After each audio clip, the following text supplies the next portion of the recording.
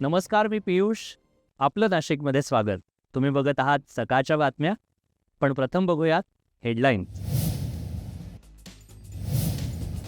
त्र्यंबकेश्वर नाशिकवरील ढगफुटीचा धोका तुर्तास टळला, प्रशासन मात्र सतर्क. नदी नाल्यांच्या पाण्याने गोदेला पूर, दुतोंड्या मारुतीच्या पायापर्यंत पाणी. त्र्यंबकेश्वरलाही पावसाचा जोर कायम, जनजीवन विस्कळीत.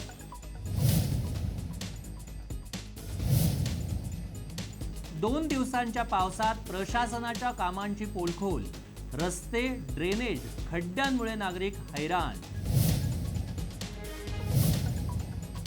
अभिनव भारत मंदिराच्या प्रवेश रस्ता प्रशस्त करण्यासाठी जागेची मागणी. आता बघूयात बातम्या सविस्तरपणे. नाशिककरांसाठी दिलासादायक बातमी आहे. त्र्यंबकेश्वर आणि नाशिक परिसरात ढगफुटी सदृश पावसाचा धोका सध्या टळल्याची माहिती समोर आली आहे. काल पालघरमध्ये सुमारे 450 मिलीमीटर पाऊस पडणारा वातावरणीय भोवरा त्र्यंबकेश्वर नाशिक मार्गे सरकण्याची शक्यता व्यक्त करण्यात आली होती. मात्र ताज्या हवामान परिस्थितीनुसार हा भोवरा उत्तर दिशेला सुरतकडे आणि दक्षिण दिशेला अकोला परिसराकडे सरकल्याचे दिसून आले. घाटमाथ्यावर अद्यापही मुसळधार पाऊस सुरू असला तरी नाशिक शहर आणि परिसरातील परिस्थिती सध्या नियंत्रणात असल्याचे चित्र आहे. त्यामुळे ढगफुटीचा संभाव्य धोका टळल्याने प्रशासनासह नागरिकांनाही मोठा दिलासा मिळाला. मात्र पुढील काही दिवस पावसाचा जोर कायम राहण्याची शक्यता असल्याने नागरिकांनी सतर्क राहण्याचे आवाहन करण्यात आले. सध्या स्थितीत परिस्थिती नियंत्रणात आली असली तरी हवामानातील बदल लक्षात घेता प्रशासन परिस्थितीवर सातत्याने लक्ष ठेवून आहेत. न्यूज डेस्क, आपलं नाशिक.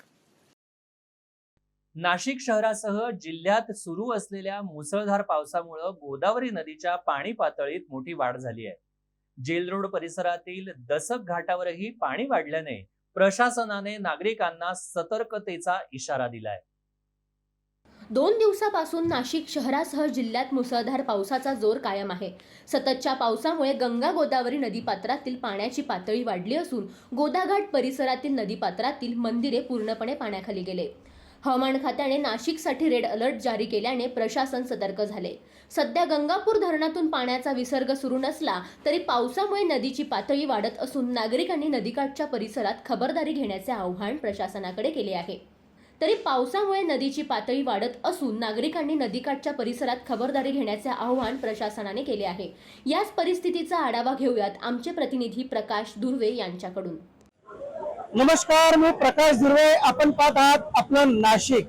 मी आहे आता रामकुंड परिसरात. खरं तर 2 दिवसांपासून नाशिकमध्ये मुसळधार पाऊस सुरुवात झालेली आहे. हवामान खात्याकडून रेड अलर्ट देखील जाहीर करण्यात आलेला आहे. आपण आता बघू शकतो मी रामकुंड परिसरामध्ये या ठिकाणी आता पाण्याची पातळी ही वाढलेली आहे. खरं तर जे संपूर्ण मंदिर आहेत हे मंदिर आता पाण्याच्या वेढ्याखाली दिसून येत आहे.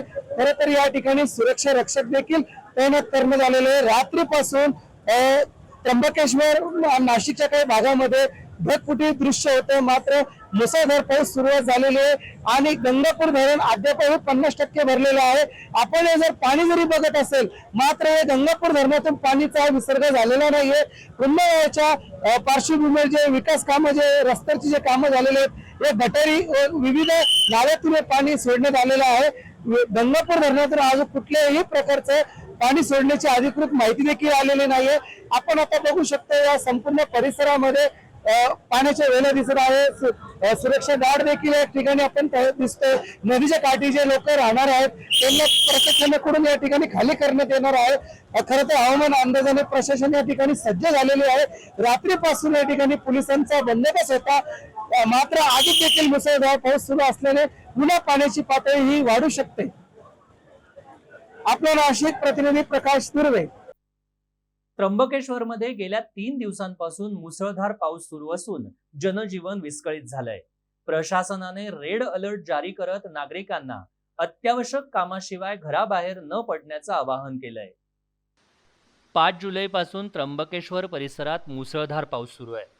सप्तशृंगी गड आणि त्र्यंबकेश्वर येथे सर्वाधिक पावसाची नोंद झाली आहे. सुरक्षिततेच्या कारणास्तव त्र्यंबकेश्वर मंदिर भाविकांसाठी बंद ठेवण्यात आलंय. अहिल्या धरण ओव्हरफ्लो झाले असून गोदावरी नदीच्या पाणी पातळीत मोठी वाढ झाली आहे. त्यामुळे नदीवरील पूल वाहतुकीसाठी बंद करण्यात आले असून प्रशासनाने नागरिकांना सतर्क राहण्याचे आवाहन केलंय. कालपासून त्र्यंबकेश्वर शहरामध्ये संततधार आणि पावसाचा मुसळधार मारा सुरू आहे. त्याचबरोबर इकडे सगळ्या ठिकाणी खूप पूरसदृश स्थिती असल्यामुळे पहिल्यांदाच इतिहासामध्ये त्र्यंबकेश्वर मंदिर बंद आहे आणि त्याचबरोबर भाविकांना सुद्धा येण्या जाण्याची काही असुविधा येत आहे. ST आणि CNG सगळं बंद आहे. सगळे रस्ते खोदून ठेवले आहेत. त्याचबरोबर काही रस्ते बंद केलेले आहेत आणि त्या ठिकाणी रेड अलर्ट देण्यात आलेला आहे. कुंभमेळ्याच्या कामांसाठी खोदलेल्या रस्त्यांमध्ये पाणी साचल्याने नागरिकांना त्रास सहन करावा लागतोय. दरम्यान प्रशासन परिस्थितीवर लक्ष ठेवून असून आपत्कालीन यंत्रणा सज्ज आहे. मुसळधार पावसामुळे गोदावरी नदीच्या पाणी पातळीत वाढ झाली आहे. गोदावरीला पुराचा धोका ओळखून सतर्कतेचा इशारा नागरिकांना देण्यात आला आहे. गंगापूर आणि इतर धरणक्षेत्रात मुसळधार पावसामुळे पाणी पातळीत वाढ झाली आहे. आपण बघूयात जिल्हाभरात आज दिवसभरात किती पाऊस पडला. अतिवृष्टी, मुसळधार आणि मध्यम स्वरूपाचा पाऊस आज नाशिक शहरासह विविध तालुक्यांमध्ये पडलेला आहे. इगतपुरीला अतिवृष्टी झालेली आहे. इगतपुरीला दिवसभरात जवळपास 200 मिलीमीटर पाऊस पडलेला आहे. त्याच्या खालोखाल सुरगाणा तालुक्यातही मुसळधार पाऊस झालेला आहे. 149 मिलीमीटर पाऊस सुरगाण्यात पडलेला आहे. त्र्यंबकेश्वरमध्येही दिवसभर पाऊस सुरू होता. त्र्यंबकेश्वरमध्ये जवळपास 125 मिलीमीटर पाऊस आज दिवसभरात झालेला आहे. सिन्नरमध्येही जनजीवन पावसामुळे विस्कळीत झालं होतं. सिन्नरमध्ये मध्यम स्वरूपाचा पाऊस जरी असला तरी बऱ्यापैकी पाऊस पडलेला आहे. 74 मिलीमीटर सिन्नरमध्ये पाऊस पडला आहे. त्यानंतर उर्वरित जिल्ह्यात मध्यम स्वरूपाचा पाऊस पडलेला आहे.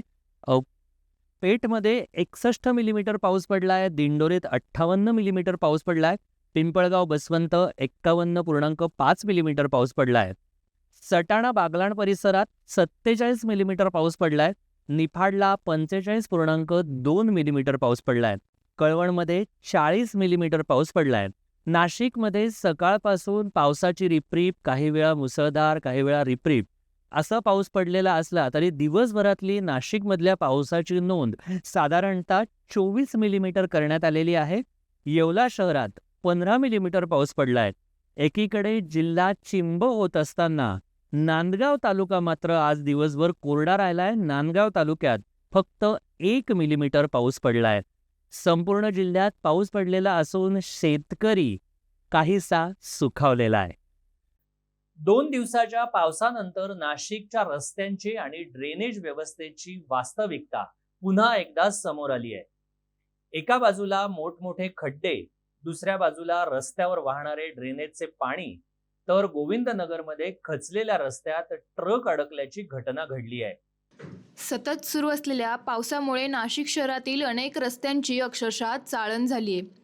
RD सर्कल ते गोविंदनगर या मार्गावर मोठमोठे खड्डे पडल्याने वाहन चालकांना जीव धोक्यात घालून प्रवास करावा लागतोय. गोविंदनगरमध्ये रस्ता खचल्याने एक ट्रक अडकल्याची घटना घडली असून काही काळ वाहतुकीवर परिणाम झाला. दरम्यान सिडकोतील पवननगर परिसरात ड्रेनेज लाईन ओव्हरफ्लो झाल्याने घाण पाणी थेट रस्त्यावर वाहत आहे. त्यामुळे नागरिकांना दुर्गंधी, अस्वच्छता आणि वाहतुकीच्या अडचणींचा सामना करावा लागतोय. मान्सूनच्या सुरुवातीलाच शहरातील पायाभूत सुविधांची दुरावस्था समोर आल्याने नागरिकांनी तातडीने उपाययोजना करण्याची मागणी केली आहे. नितीन चव्हाण, आपलं नाशिक. नाशिक पश्चिम प्रभाग समितीच्या पहिल्याच मासिक सभेत विकास कामांना मंजुरी देण्यात आली. मात्र पाणी पुरवठा, उद्यान विभागाच्या कामकाजासह रस्ते आणि ड्रेनेजच्या प्रश्नावर सदस्यांनी प्रशासनाला धारेवर धरलंय. नाशिक पश्चिम प्रभाग समितीच्या पहिल्या मासिक सभेत लाखो रुपयांच्या विकास कामांना सर्वानुमते मंजुरी देण्यात आली. सार्वजनिक ठिकाणी बेंचेस बसवण्याच्या प्रस्तावालाही हिरवा कंदील देण्यात आला.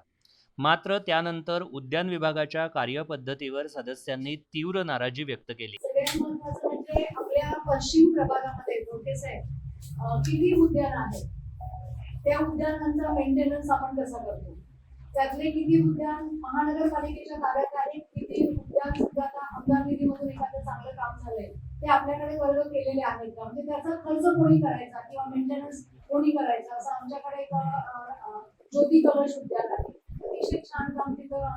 केलेलं आहे, परंतु ते नक्की कोणाच्या ताब्यात आहे? म्हणजे महानगरपालिकेच्या ताब्यात असेल तर मग आपण आपला वॉचमॅन ठेवायचा का, किंवा ते आपल्याकडे वर्ग झालंय का ते?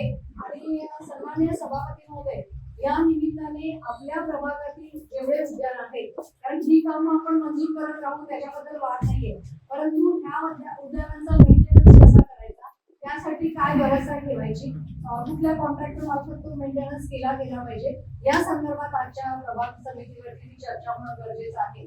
पावसाळा आणि न्यायालयाच्या आदेशांमुळे झाडांच्या फांद्या छाटणीची कामे रखडल्याची चर्चा झाली. ते पावसामुळे आता काय झालं, बऱ्याच ठिकाणी झाडाच्या फांद्या पडण्याचं केली सुरू झालं आणि तक्रार केली तर काय ते याच्यावर आपण तक्रार करावं लागते, त्याचं काही घेत नाही. आणि आपण फोन केला तर उत्तर असं मिळतं की हायकोर्टात त्याच्यावर स्टे आहे, फांद्या सुद्धा छाटायच्या नाही. आता आमच्या इथे एक मोठा ऍक्सिडेंट होता राहिला त्या दिवशी. मोठा एक कंटेनर गेला, त्याच्या झाडाची फांदी पडली, बरी झालं दुसरी गाडी पाठीमागून येत होती, थोडी मागे होती, त्याच्यामुळे वेळेवर थांबला होतो. पण आता आजही अशी परिस्थिती माझ्या खूप आहेत सगळे की कधीही ते फांद्या केव्हा करू शकतात. तर काही करा ते फांद्या छाटा त्या, त्याचा ऍक्सिडेंट होऊन ते मुंबईसारखे लोकांची प्राण जाण्याची शक्यता आहे.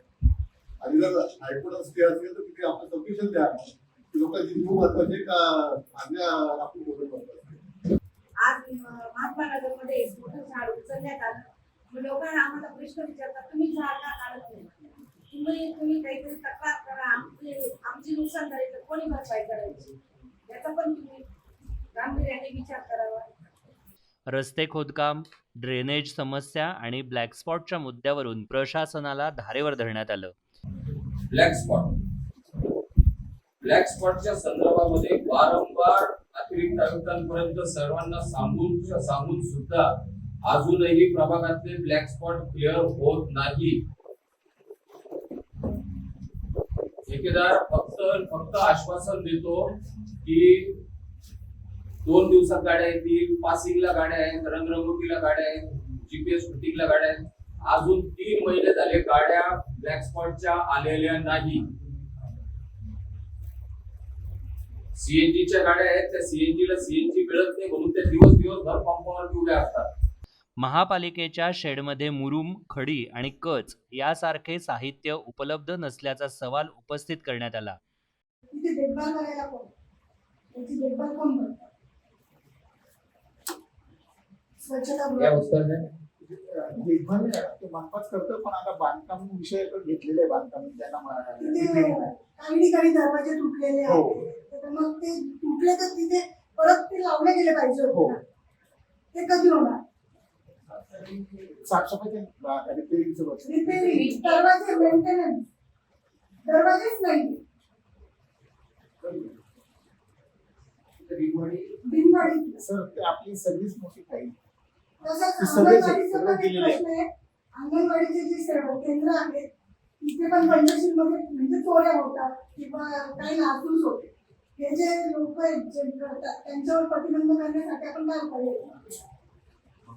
आपल्या म्हणजे मनपाचे जे वस्तू आहेत त्याची नुकसान होते, तर या लोकांवर काहीतरी कारवाई झाली पाहिजे, तिथे काहीतरी त्यांचा बंदोबस्त झाला पाहिजे. प्रभाग 13 मधील पाणी पुरवठ्याच्या समस्येवरून नगरसेवक राहुल शेलार यांनी प्रशासनाचं लक्ष वेधलंय. महाराष्ट्राचा अत्यंत जिव्हाळ्याचा प्रश्न म्हणजे पाणी प्रश्न. मी संबंधित अधिकाऱ्यांना इतकं विचारतो का परवा रात्री शीतळादेवी पासून कुंभारवाडा चौकापर्यंत हा वितरणनी रस्ता होता, कशासाठी खोदला माहित नाही. तिथे गेल्यानंतर संध्याकाळी होतं, संध्याकाळी 7 नंतर ते अधिकारी आले, त्यांनी रस्ता खोदला कशासाठी ते माहित नाही.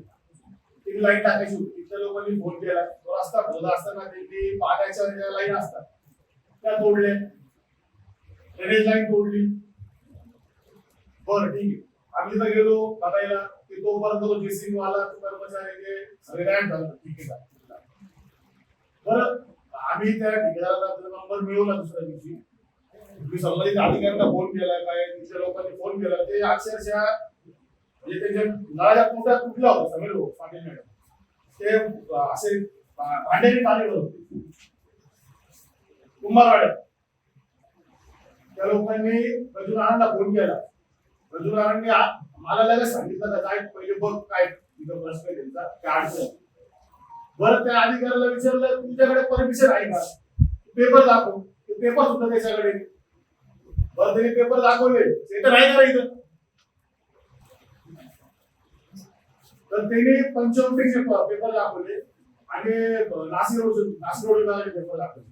नाशिक पश्चिमचे रस्ता फोडायचे, प्रभाग क्रमांक 13चे रस्ता फोडायचे किंवा कसलेच पेपर त्याच्याकडे नाही. मी त्या ड्रायव्हर साहेबांना फोन केला, बरोबर ना, रात्री 8:30 9:30 फोन आला, बरोबर ना. पण त्याच्यानंतर त्यांनी ते दुसऱ्या दिवशी येऊन ते दोन्हीचं काम केलं आणि त्याचा पाठपुरावा केला. 2 दिवसानंतर ते काम पूर्ण झालं. बरं, अशा ठिकाणावर महापालिका काय कारवाई करणार आहे? आज पश्चिम विभागाची जी सभा झाली त्याच्यामध्ये मेनली पावसाळ्यात जे पाणी साचतं ते, नंतर पिण्याचं पाणी हा सगळ्यात मोठा प्रॉब्लेम आहे. त्याच्यानंतर गढूळ पाणी, असे सर्व विषयावर सदस्यांनी चांगल्या प्रकारे चर्चा केली आणि त्या पद्धतीने आपण अधिकाऱ्यांना पण सांगितलं की कोऑर्डिनेशन ठेवा. कोऑर्डिनेशन असल्यावर बऱ्याचशा गोष्टी बोलून सुटतात आणि एकमेकांना जर आता बाहेरचे काही कॉन्ट्रॅक्टर आलेले आहेत त्यांना सुद्धा ह्या प्रशासनाने यांचं कोऑर्डिनेशन करून द्यायला पाहिजे. कोऑर्डिनेशन केलं तर ते कोण काय करतं हे पण कोऑर्डिनेशन झाले होत नाही, त्याच्यामुळे बरेच प्रॉब्लेम येतात. हे सर्व आम्ही हे करताना असं केलं का तुम्ही कोणत्याही परिस्थितीत सर्वांचं कोऑर्डिनेशन करून सर्व विभागाचे आणि मग काम करा, म्हणजे आपल्याला याच्यातून निश्चितपणे चांगलं मिळेल. तोपर्यंत हायकोर्टाचं हे आहे, स्टे आहे, तोपर्यंत तर आपल्याला काही करू शकत नाही. परंतु ही गोष्ट लोकांना माहीत नाही, ती लोकांना पण माहीत झाली पाहिजे. त्याच्यामुळे अनेक प्रश्न हे सदस्यांनाच विचारले जातात. त्याच्यामुळे आम्ही सांगितलं का तुम्ही ताबडतोब आहे ना एक पेपरला किंवा एक प्रेस नोट द्या, म्हणजे सर्व लोकांना माहीत. त्याच्यात दुसरं पण असं आहे का आपले जे इलेक्ट्रिकल जे आहे विद्युतवाले ते तोडतात, त्यांना काही स्टे नाही आहे. काही एकदम अति हे असेल तर निश्चितपणे ते केलं पाहिजे. त्यांच्या थ्रू जरी सांगितलं, त्यांना कोऑर्डिनेशन केलं तरी जे एकदम महत्वाचे आहे ते झाडं फांद्या तोडता येतील. नागरिकांच्या समस्यांवर तातडीने उपाययोजना करण्याची मागणी सदस्यांनी या सभेत केली आहे. अब्रार पिरजादा, आपलं नाशिक. आता वेळ झाली आहे एका छोट्याशा ब्रेकची. तुम्ही कुठेही जाऊ नका, बघत राहा आपलं नाशिक, सकाळच्या बातम्या. तुंबलेल्या गटारी तरी प्रशासनाची शिरजोरी, दुर्गंधीत जगणाऱ्या तुमच्या नरक यातनांचा आता आम्ही होणार बुलंद आवाज. आपलं नाशिक, आपला आवाज. खड्डेमय रस्ते आणि सुस्त प्रशासन, तुमच्या दबलेल्या संतापाचा आता आम्ही होतोय बुलंद आवाज. आपलं नाशिक, आपला आवाज. पाण्यासाठी वणवण पण निर्ढावलेलं प्रशासन, तुमच्या या रोजच्या संतापाचा आता आम्ही होणार बुलंद आवाज. आपलं नाशिक, आपला आवाज. नळाला नाही पाणी पण प्रशासनाची रडगाणी, तुमच्या या तहानलेल्या प्रश्नांचा आता आम्ही होणार बुलंद आवाज. आपलं नाशिक, आपला आवाज. तुटलेली खेळणी, उद्याने भकास, चिमुकल्यांच्या आनंदासाठी प्रशासन उदास. बालमनाचा आता आम्ही होणार बुलंद आवाज. आपलं नाशिक, आपला आवाज. तुंबलेल्या गटारी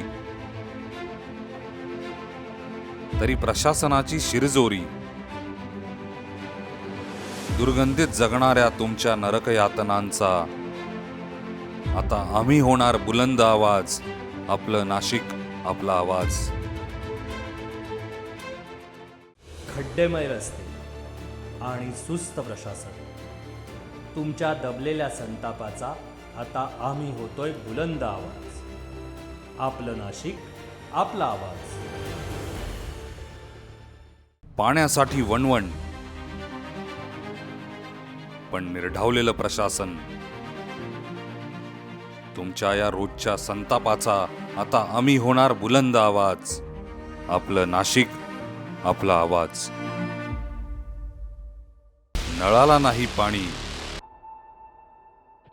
पण प्रशासनाची रडगाणी.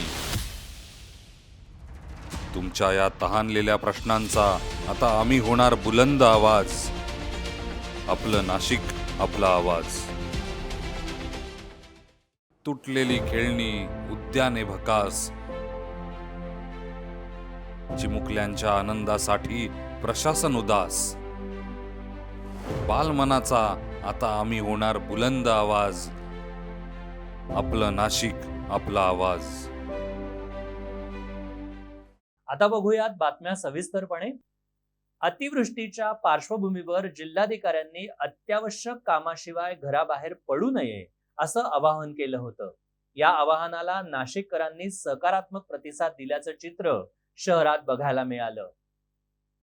गेल्या काही दिवसांपासून सुरू असलेल्या मुसळधार पावसामुळे नाशिक जिल्ह्यातील नद्या आणि नाले दुथडी भरून वाहत आहेत. जिल्हा प्रशासनाने सतर्कतेचा इशारा देत नागरिकांना सुरक्षित ठिकाणी राहण्याचे आवाहन केले. शहरातील नंदिनी नदी तुडुंब भरून वाहत असून नदीचा वेगवान प्रवाह पाहण्यासाठी अनेक तरुण नदीकाठी आले होते. तसेच दसक नदी ही दुथडी भरून वाहत असल्याने परिसरातील पाण्याचे रौद्र स्वरूप पाहायला मिळते. दरम्यान शहरातील बहुतांश भागात नागरिकांनी प्रशासनाच्या सूचनांचे पालन केल्याचे दिसून आले. रस्त्यावर नेहमीपेक्षा कमी वाहतूक होती, तर बाजारपेठांमध्येही गर्दी कमी होती. प्रशासनाने पुन्हा एकदा नाले आणि पूरग्रस्त भागांपासून दूर राहण्याचे आवाहन केले. अतिवृष्टीच्या पार्श्वभूमीवर जिल्हाधिकाऱ्यांनी अत्यावश्यक कामाशिवाय घराबाहेर पडू नये असं आवाहन नागरिकांना केलं होतं. या आवाहनाला नाशिककरांनी सकारात्मक प्रतिसाद दिला. शहरातील प्रमुख रस्त्यांवर गर्दी बघायला मिळाली नाही. नेहमी वाहनांनी गजबजलेले काठे गल्ली, सिन्नर फाटा मार्ग जवळपास ओस पडल्याचं चित्र होतं. Nashik road, Deolali camp, jail road आणि पुणे रोड परिसरातून शहरात येणाऱ्या वाहनांसाठी महत्वाचा असलेला काठेगल्ली सिन्नर फाटा मार्ग आज शांत दिसून आला. गल्लीचा मार्ग एकच आहे. नाशिक रोडवरून येताना सगळे लोक हाच रूट लागतं. त्या रूटला खूपच गर्दी होती कालपर्यंत, पण आज काही दिसत नाही, लोक पण घराबाहेर निघत नाही. जिल्हाधिकाऱ्यांच्या आवाहनानंतर नागरिकांनी विनाकारण घराबाहेर पडणे टाळल्याने या मार्गावरील वाहतुकीत मोठी घट झाल्याचे पाहायला मिळाले. काठेगल्ली सिग्नलला आमचं शॉप आहे सीएनसी कटिंगचं. काल तर भरपूर गर्दी होती, आज तर काही दिसत नाही. कलेक्टरांनी घराच्या बाहेर निघू नका असं सांगितलंय, त्याच्यामुळे आज तर काही गर्दी नाही दिसत पावसाची बाहेर. नेहमी वाहनांच्या गर्दीने गजबजणारा हा रस्ता आज तुरळक वाहनांसह ओस पडलेला होता. हवामान विभागाने मुसळधार पावसाचा इशारा कायम ठेवलाय. नागरिकांनी प्रशासनाच्या सूचनांचे पालन करून सुरक्षित राहावे असे आवाहन करण्यात आले आहे. नितीन चंद्रमोरे, आपलं नाशिक. मुंबईतील राजभवनात ड्युटीवर असलेल्या SRPF जवानाने स्वतःच्या सर्व्हिस रायफलमधून गोळी झाडून आत्महत्या केली. या घटनेत लासलगावचे कौस्तुभ सांगळे यांचा मृत्यू झालाय. मुसळधार पावसाचा जोर कायम असतानाच रामकुंड परिसरात खबरदारीची पावले उचलण्यास सुरुवात झाली आहे. गोदावरीच्या वाढत्या पाणी पातळीच्या पार्श्वभूमीवर नदी काठावरील टपरीधारकांनी स्वतःहून टपऱ्या हलवण्यास सुरुवात केली आहे. परिसरात पोलिसांचा बंदोबस्तही तैनात करण्यात आलाय. जुलैच्या पहिल्याच आठवड्यात नाशिकमध्ये मुसळधार पावसाने जोर धरलाय. गोदावरीच्या वाढत्या पाणी पातळीच्या पार्श्वभूमीवर रामकुंड परिसरात प्रशासनाने खबरदारीच्या उपाययोजना सुरू केल्या. नदीकाठी असलेल्या छोट्या मोठ्या टपरीधारकांना टपऱ्या हटवण्याच्या सूचना देण्यात आल्या. अनेक टपरीधारक स्वतःहून आपले साहित्य सुरक्षित ठिकाणी हलवताना दिसत आहेत. रामकुंड परिसरात पोलिसांचा बंदोबस्त तैनात करण्यात आला असून परिस्थितीवर प्रशासनाकडून सातत्याने लक्ष ठेवले जाते. आपलं नाशिक, प्रकाश धुर्वे. पूरस्थितीमुळे प्रशासन सतत सतर्कतेचं आवाहन करत आहे. मात्र काही तरुणांनी या इशाऱ्याकडे दुर्लक्ष करत गोदावरी नदीत धोकादायक स्टंटबाजी केल्याचा प्रकार समोर आलाय. गेल्या 2 दिवसांपासून झालेल्या मुसळधार पावसामुळे गोदावरी नदीच्या पाणी पातळीत मोठी वाढ झाली आहे. नदीकाठावरील नागरिक आणि टपरीधारकांना सुरक्षित ठिकाणी जाण्याचे आवाहन प्रशासनाकडून करण्यात येत आहे. मात्र सुरक्षा रक्षक तैनात असतानाही काही तरुण पुराच्या पाण्यात जीव धोक्यात घालून स्टंटबाजी करताना दिसून आले. या बेफिकीर प्रकारामुळे मोठी दुर्घटना घडण्याची शक्यता व्यक्त केली जात आहे. नागरिकांनी अशा धोकादायक कृत्यापासून दूर राहावे असे आवाहन प्रशासनाने केले आहे. प्रकाश धुर्वे, आपलं नाशिक. मुंबई नाशिक महामार्गावरील जुन्या कसारा घाटात दरड कोसळण्याची घटना घडली आहे. घाट माथ्यावर सुरू असलेल्या मुसळधार पावसामुळे ही दरड कोसळली आहे. माती, दगड आणि झाडं महामार्गावर आल्याने काही काळ वाहतुकीवर परिणाम झाला होता. सुदैवानं कोणतीही जीवितहानी झाली नाही. मुंबई नाशिक महामार्गावरील जुन्या कसारा घाटात दरड कोसळली. घाटमाथ्यावर सुरू असलेल्या मुसळधार पावसामुळे ही घटना घडली आहे. माती, दगड आणि झाडे महामार्गावर कोसळली असून सुदैवाने कोणत्याही प्रकारची जीवितहानी झाली नाही. महामार्गावर पोलीस आणि स्थानिक पोलीस घटनास्थळी दाखल झाले.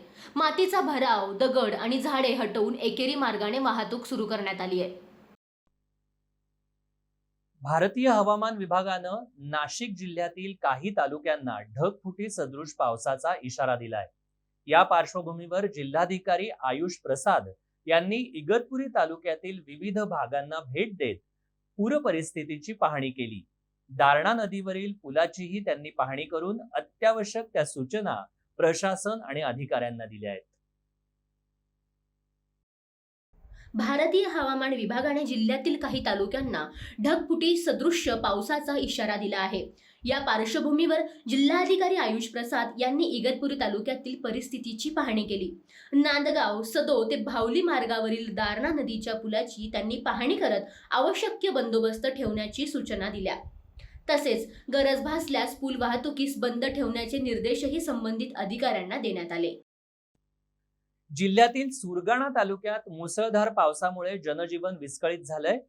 नार नदीला पूर आल्याने लहान घोडी आणि मोठी घोडी येथील फरशी पुलावरून पाणी वाहत असून कचेली येथे झाड कोसळून रस्ता बंद झालाय. सुरगाणा तालुक्यात गेल्या काही तासांपासून सुरू असलेल्या संततधार पावसामुळे नद्या-नाले दुथडी भरून वाहत आहे. नार नदीला पूर आल्याने लहान घोडी आणि मोठी घोडी येथील फरशी पुलावर पाणी वाहत असून वाहतुकीवर परिणाम झाला आहे. केवेली गावाजवळ रस्त्यावर झाड कोसळल्याने काही काळ वाहतूक ठप्प झाली आहे. दरम्यान तालुक्यातील पार नदीसह 3 नद्यांचा संगम झाल्याने नदीने रौद्र रूप धारण केले असून परिसरातील नागरिकांना सतर्कतेचा इशारा देण्यात आला आहे. प्रशासन परिस्थितीवर लक्ष ठेवून असून नागरिकांनी पूरग्रस्त भागात जाणे टाळावे असे आवाहन करण्यात आले आहे. अहिल्याबाई होळकर पुलाजवळ उभारण्यात येत असलेल्या वास्तूबाबत नागरिकांमध्ये विविध चर्चा सुरू आहेत. मात्र होळकर पुलाखालील दरवाजांचं नियंत्रण करण्यासाठी ही कंट्रोल रूम असल्याचं स्पष्ट झालं असून तिचं काम आता अंतिम टप्प्यात आहे. या संदर्भात आमचे प्रतिनिधी प्रकाश धुर्वे यांनी घेतलेला आढावा.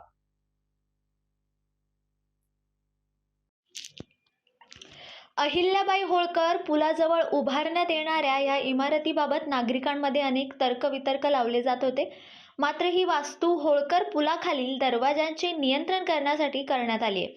सध्या या कंट्रोल रूमचे बांधकाम अंतिम टप्प्यात असून लवकरच ती कार्यान्वित होण्याची शक्यता आहे. या संपूर्ण प्रकल्पाचा आणि सुरू असलेल्या कामाचा सविस्तर आढावा आपलं नाशिकचे प्रतिनिधी प्रकाश धुर्वे यांनी घेतलाय. सध्या मी आहे नाशिकच्या अहिल्याबाई होळकर पुलाजवळ. या पुलावरून येण्या जाणाऱ्या नागरिकांची प्रचंड गर्दी आणि प्रवास हा या पुलावरून होत असतो. पुलाच्या शेजारी एका इमारतचं काम चालू आहे. काही नागरिकांना वाटलं या ठिकाणी ऐतिहासिक वास्तू होणार, काहींना वाटलं या ठिकाणी स्मारक होणार, काहींना वाटलं की वेगवेगळ्या चर्चा रंगू लागल्या होत्या. मात्र आता या चर्चेला विराम मिळालेला आहे.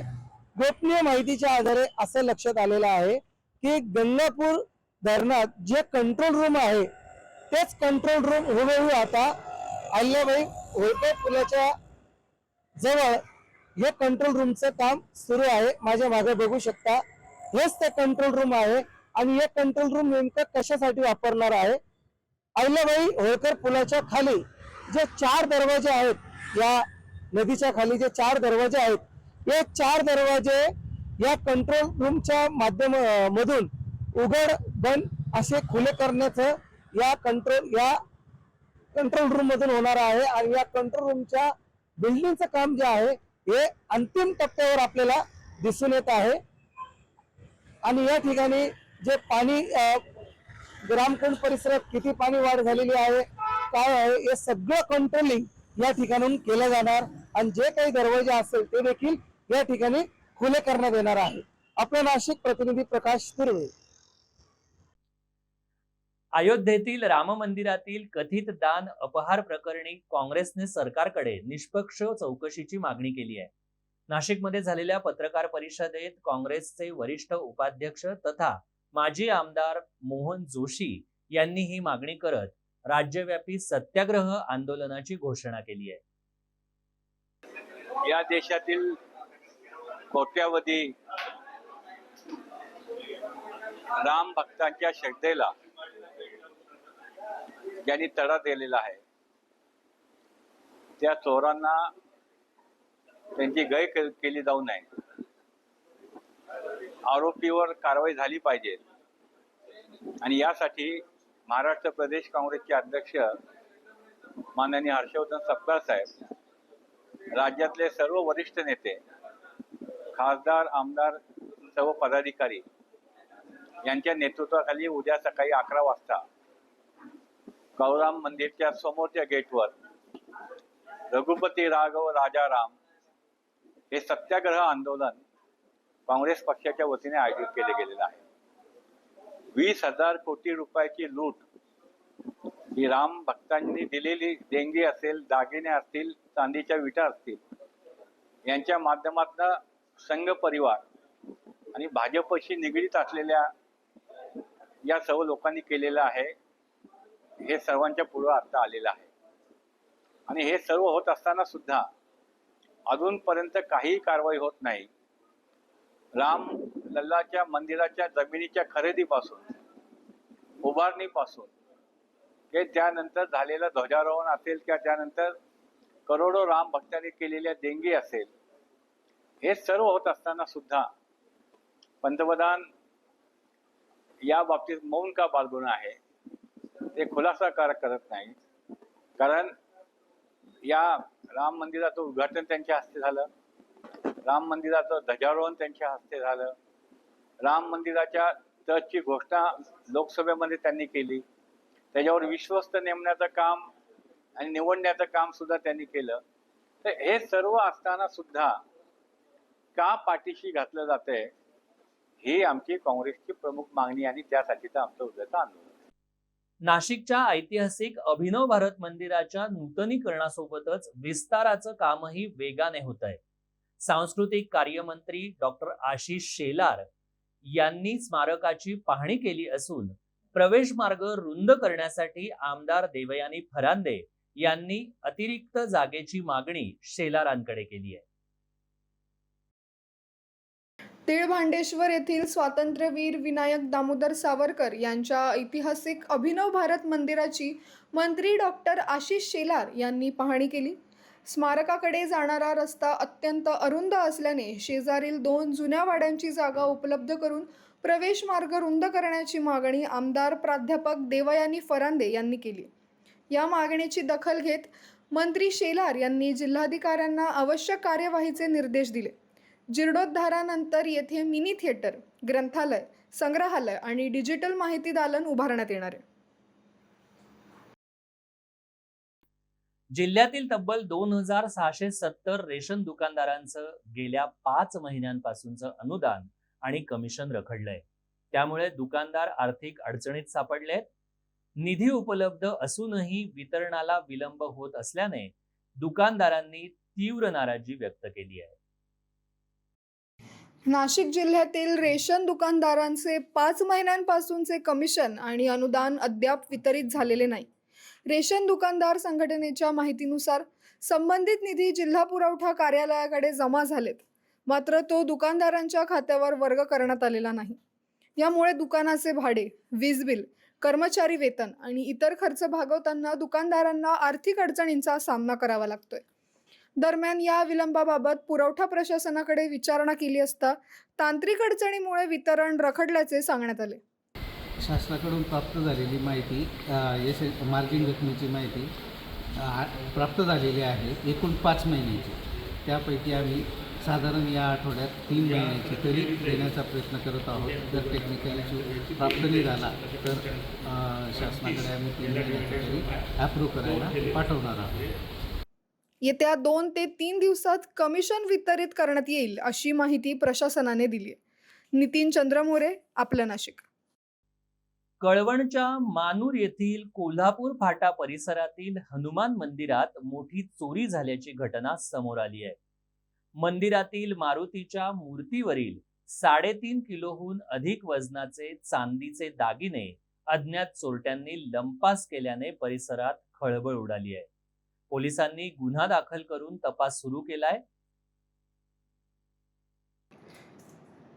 काल पालघरमध्ये सुमारे 450 मिलीमीटर पाऊस पडणारा वातावरणीय भोवरा त्र्यंबकेश्वर नाशिक मार्गे सरकण्याची शक्यता व्यक्त करण्यात आली होती. मात्र ताज्या हवामान परिस्थितीनुसार हा भोवरा उत्तर दिशेला सुरतकडे आणि दक्षिण दिशेला अकोला परिसराकडे सरकल्याचे दिसून आले.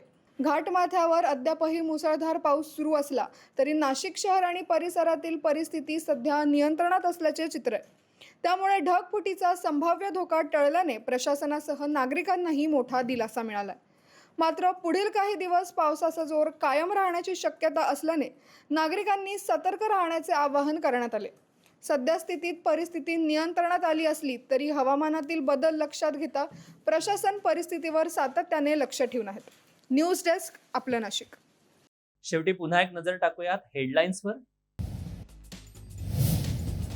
त्र्यंबकेश्वर नाशिकवरील ढगफुटीचा धोका तुर्तास टळला, प्रशासन मात्र सतर्क. नदी नाल्यांच्या पाण्याने गोदेला पूर, दुतोंड्या मारुतीच्या पायापर्यंत पाणी. त्र्यंबकेश्वरलाही पावसाचा जोर कायम, जनजीवन विस्कळीत.